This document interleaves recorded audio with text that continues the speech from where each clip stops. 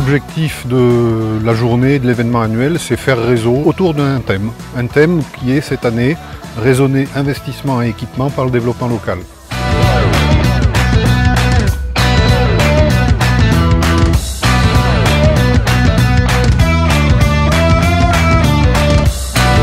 Rendez-vous compte, raisonner investissement et équipement par le développement local. Et donc, j'ai pris le dictionnaire. Et sur le premier mot, Bon, raisonner, ça va. Il y a investissement. Investissement, c'est quelque chose qui n'est pas facile comme terme. Puisque le terme dominant sur lequel on tombe, bien évidemment, c'est engager, placer des capitaux dans une entreprise destinée à son engagement et à l'acquisition de moyens de production.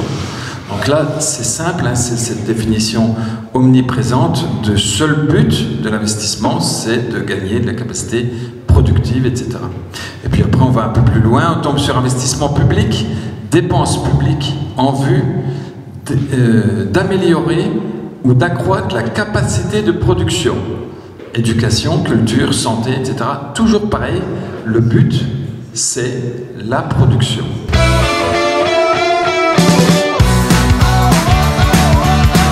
Or, on est dans un monde en crise. Je crois que là-dessus, vous allez tous être d'accord. On est en crise, et on est en crise d'un modèle. Et ce modèle, il est caractérisé par le fait qu'on a un seul but. Et donc, il faut changer de modèle pour arriver à d'autres buts. Par exemple, ce matin, celui qui a présenté Village Vivant a bien dit qu'on changeait de but. On était dans un but de relier, de travailler ensemble, etc. On n'est pas nécessairement dans un but d'augmenter la marge commerciale du commerçant. Donc on change de but. Et là, on tombe sur un autre terme de la notion d'investissement, investirer, changer d'habit, revêtir. Alors bien évidemment, il y a l'investiture symbolique d'un pouvoir, qui est marqué souvent par l'attribution d'un vêtement ou d'un attribut qui va symboliser une dignité, un pouvoir, etc. Mais c'est vrai que ça signifie que dans l'investissement, il y a quand même, à mon avis, le sens d'une réponse à quelque chose qui est de l'ordre de la dépossession. C'est-à-dire qu'on veut reprendre possession de quelque chose. Et que, moi, quand j'analyse la crise actuelle, c'est vrai que je pense que c'est une crise de la dépossession. On est dépossédé par exemple, de l'accès à la ressource, du contrôle des ressources locales, de la maîtrise des gouvernances autour des ressources, etc. Et quand on regarde je vais très rapidement là, mais c'est vrai que quand on regarde l'évolution du métier de développement, ça passe bien évidemment par la spécialisation, ça passe par le développement des missions de contrôle. Moi, j'ai fini ma carrière dans une collectivité où j'ai demandé au président à quoi servait un directeur général adjoint, à son avis, et il m'a répondu, c'est fait pour garantir la protection juridique, ma protection juridique. Ça veut dire que toute notion de développement avait totalement disparu. C'était le contrôle. Et je pense que c'est concomitant à la perte de quelque chose de fondamental en politique, ce qui donne le sens de la politique. Pourquoi est-ce qu'on peut avoir du pouvoir en politique? C'est parce qu'on a éventuellement une capacité à délibérer.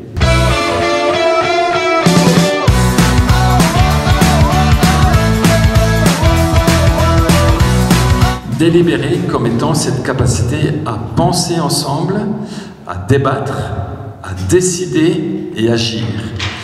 Or, on assiste à une crise de la délibération à tous les échelons. Au niveau national, ça se voit bien actuellement, je ne fais pas de tableau. Au niveau régional, je ne fais pas de tableau non plus. Au niveau départemental, c'est exactement pareil. Ce sont des cabinets qui fonctionnent, etc. Au niveau des collectivités, ça dépasse l'imaginable, dans cette concentration de la capacité de décision au niveau de l'exécutif, cette confusion totale entre l'exécutif et le délibératif, et donc crise de la citoyenneté. C'est-à-dire qu'il y a vraiment cette perte de la capacité à délibérer. Or, si on veut inventer un sens nouveau, on va être confronté à la nécessité, à l'exigence de la délibération.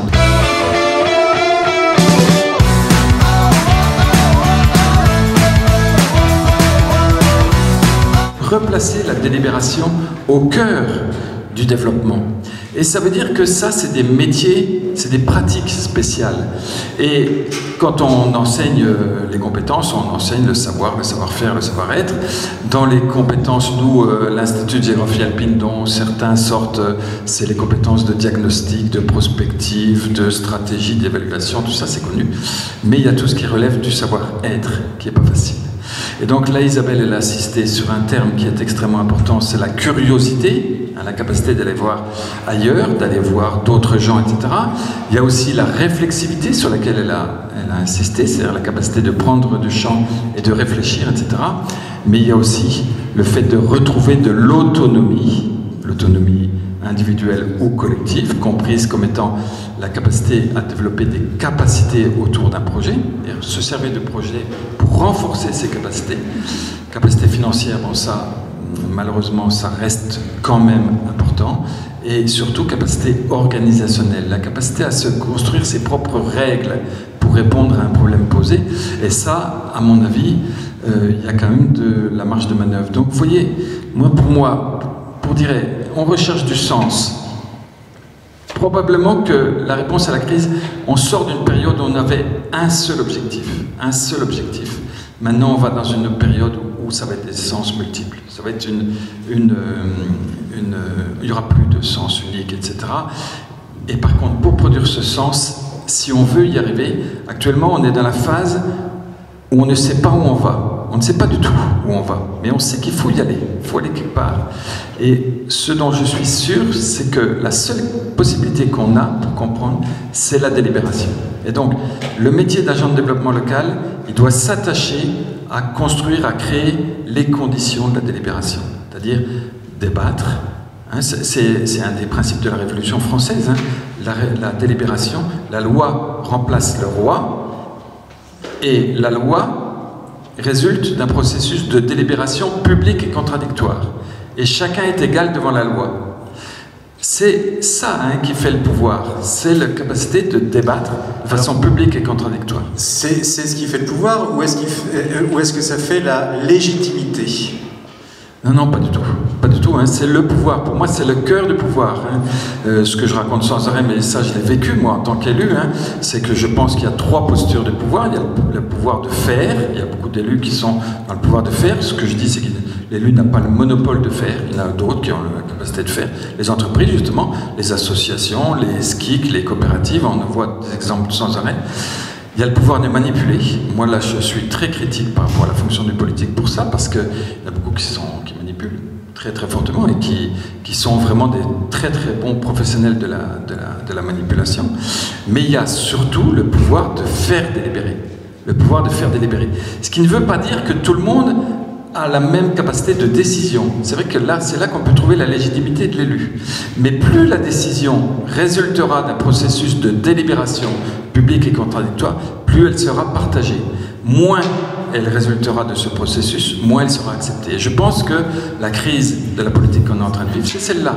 C'est-à-dire qu'il y a tellement peu d'associations aux décisions qu'il y a un rejet de cette décision. Alors, quand je parlais de légitimité, je faisais écho aussi aux propos d'Isabelle, voire aux propos de Anne, en sachant que, enfin, pour être plus clair, c'est de dire qu'aujourd'hui, moi en tout cas, c'est ce que j'observe dans mes pratiques professionnelles, il y a des groupes d'acteurs qui aujourd'hui fabriquent du développement local sans passer par les fourches codines d'une intercommunalité, d'une commune, d'une institution, d'une subvention, et ça fabrique du développement. Et ce que je voulais dire par là, dans cette question de légitimation, de légitimité, c'est que eux délibèrent. Même si derrière, et ça doit nous poser question. Ça, c'est la première remarque. Et la deuxième remarque, enfin, la question à laquelle tu m'as pas répondu, et je t'en remercie, Pierre-Antoine, c'est sur, en fait, la manière dont tu présentes, en fait, la rationalité de l'équipement pensé. Et tu dis, voilà, c'est finalement sur un espace, une rencontre entre une volonté d'aménagement et une volonté d'équipement au profit d'un but, au profit d'un sens. Et c'est là, moi me semble-t-il, que j'entends cette question d'ingénierie. C'est ça, Pierre-Antoine, Oui, l'ingénierie, elle part. moi à mon avis, hein, on revient quand même sur les fondements du métier. Métier, diagnostic, on analyse la situation de départ et en particulier on regarde les ressources qu'on peut mobiliser. Mais surtout, on a de cesse de réfléchir au but à atteindre. C'est-à-dire que bien souvent, hein, on est dans des logiques quand même où on est sans arrêt dans le chemin, dans la stratégie. Dans un SCOT, on fait que ça, hein, on fait que de la règle, mais on ne sait pas où on va. Or, je pense que l'important c'est de savoir où on va et après d'adapter le chemin à là où on va, à condition qu'on adapte aussi en fonction de ses ressources. Moi je vais vous prendre un exemple très simple. Moi je connais une ville où j'habite, où il y a une petite place qui va être transformée en parking à voiture, hein, en 2018 quand même, en plein réchauffement climatique, il faut le faire. Et 1500 signatures contre, 1500. Et cet été, bon, moi j'ai la chance dans mon métier de me déplacer, je suis allé à Montréal, au Québec, et puis je suis tombé sur une place qui était en ancienne station-service, qui a été transformée en jardin public, mais avec une application citoyenne qui prévoit un changement de la disposition de la place tous les mois. Et donc, un truc très marrant, avec du mobilier très simple, etc., mais dans lesquels il y a un tournage, il y a un pouvoir qui tourne, quoi. Et tous les mois, il change de forme et tout ça. Et je pense que c'est par des exemples comme ça, des apprentissages, qu'on va arriver à changer de posture. C'est-à-dire qu'on voit bien que, à mon avis, quand même, le fait d'être ensemble fait sens. Et que c'est ce qui donne quand même le sens du développement local. Moi, c'est vrai que j'ai travaillé un petit peu cette notion dans tous les sens, développement local, etc. Développement territorial, on est arrivé là-dessus. Maintenant, vous avez entendu parler certainement du design territorial. Mais je pense que quand même, ce qui fait sens à tout ça, c'est le partenariat, c'est-à-dire la capacité qu'on a à rencontrer d'autres, à travailler ensemble, à prendre plaisir à être ensemble, etc.